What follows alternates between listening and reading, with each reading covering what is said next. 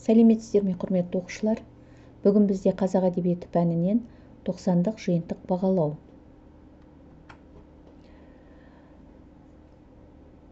Жалпы жиынтық бағалау жұмысының ұзақтығы 45 минут. Түсіну және жауап беру тапсырмаларын орындауға 5 минут. Анализ және интерпретация тапсырмаларын орындауға 15 минут. Бағалау және салыстыру тапсырмаларын орындауға 25 минут уақыт беріледі. Барлық балл саны 20.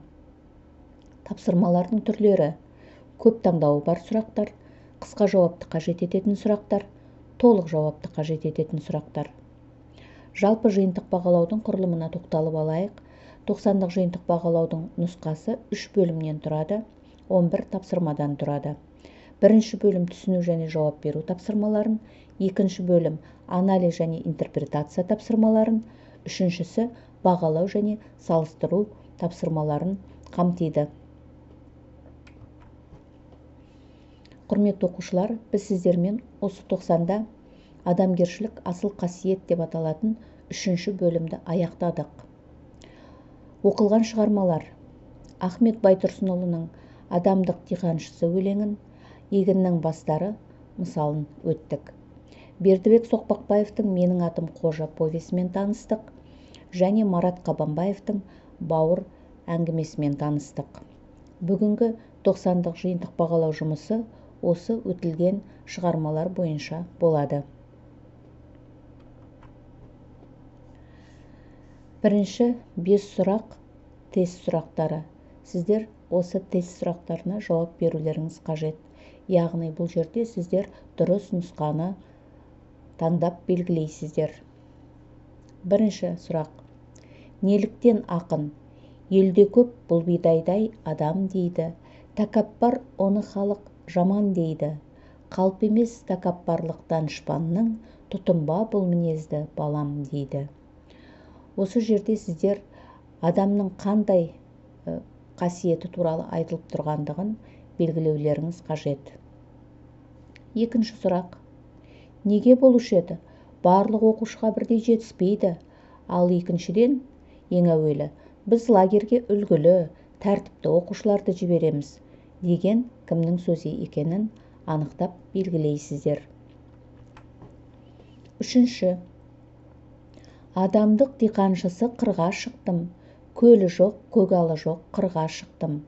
Тұқымын адамдықтың шаштым ектім, көңілін көгертуге құл халықтың деген өлең жолдарында ақынның нені үндегісі келетінін аңғаруға болады. Дұрыс нұсқаны белгілейсіздер. Төртінші: япырай, мұндайда шаш біте береді екен-ау. Мынау шаш емес, тікенек қой. Тікенек мінезіңнің шатақтығы осыдан ақ көрініп тұр. Осы сөз кімнің сөз екенін белгілейсіздер.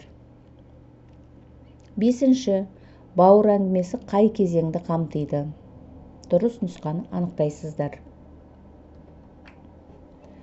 Алтыншы: бауыр әңгімесіндегі Қалидың бойынан қандай қасиеттерді байқадыңдар? Осы сұрақ бойынша өздеріңіздің ойларыңызды 3-4 сөйлеммен жеткізесіздер. Жетінші тапсырма: қожаның портреттік мінездемесіне сүйене отырып, өзіңе мінездеме бер. Бұл жерде өздеріңіздің ойларыңызды 3-4 сөйлеммен білдіресіздер. Сегізінші тапсырма: егіннің бастары мысалының мазмұны бізді қандай болуға үйретеді? Бидай сияқты адамдар өмірде кездесе ме? Бұл жерде де өз көзқарастарыңызды 3-4 сөйлеммен білдіресіздер. Тоғызыншы тапсырма: Ахмет Байтұрсынұлының «Адамдық диқаншысы» өлеңінде неліктен ақын жасық болмай асыл болыңдар дейді? Бұл жерде де 3-4 сөйлеммен өз ойларыңызды, көзқарастарыңызды жеткізесіздер. 10-шы тапсырма: қожаның болашағы туралы айтып беріңдер. Яғни сіздер қожаның болашағы қандай болады, қандай болар еді деген сұрақ төңірегінде өздеріңіздің ойларыңызды түйіндеп 3-4 сөйлеммен жеткізулеріңіз қажет. 11-ші тапсырма, бұл жазылым тапсырмасы. Сіздер бұл жерде Мынау айтылған ой бойынша өздеріңіздің көзқарастарыңызды білдіріп, эссе түрінде жазасыздар. Қайтсын, кіндігі бір болса да, өскен ортасы басқа. Адам жаңа қалпақ екеш қалпақты да байқап киеді. Жер астынан шыққан желін батырдай жабыса кеткен ағасын жатсынып отыр ғой. Осы манаптың ойы бойынша өздеріңіздің көзқарастарыңызды білдіріп, эссе жазасыздар. Құрметті оқушылар, эссенің құрылымын сақтаңыздар. Сауатты жазуға тырысыңыздар. Қорытынды ойларыңызды жазуды ұмытпаңыздар. Жалпы сөз саны 60-70 сөз.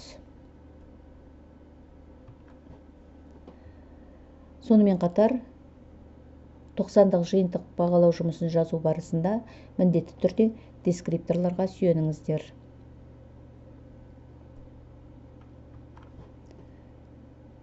Құрметті оқушылар, жұмыстарыңызға сәттілік тілеймін. Сау болыңыздар.